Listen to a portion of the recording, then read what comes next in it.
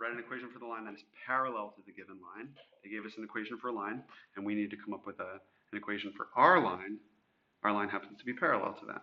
Lines that are parallel have the same slope. So this, number 32, has a slope of 5. Since our line's parallel, we're also going to have a slope of 5. So we can write y equals mx plus b, and then fill in m with 5, because we know that we're going to have the same slope as that.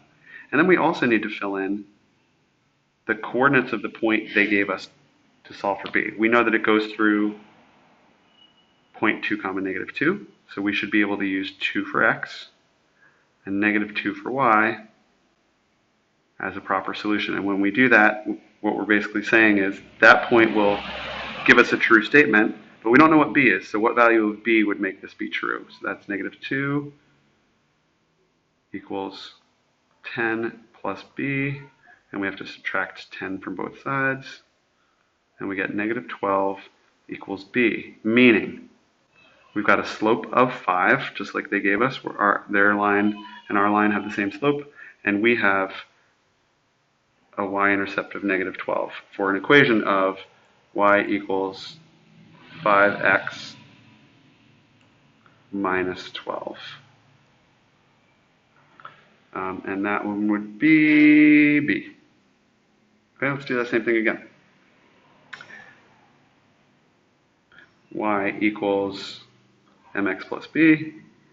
We have the same slope. Their slope is 1/5, so we're going to use the same slope. So we're going to say 1/5, and then we're going to substitute in the b value, the x and y values of the point they gave us to find b. So they gave us a excuse me, they gave us a y coordinate of 3, and they gave us an x coordinate of negative 5. And when we simplify, we get 3 is equal to, what is 1/5 of negative 5? Well, we can cancel that and that, and we get negative 1.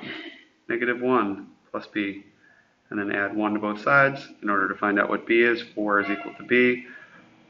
So we've got an equation then of y equals their slope of 1/5 that they gave us, ours is the same, and a b value of 4. So y equals 1/5 x plus 4, and that is A.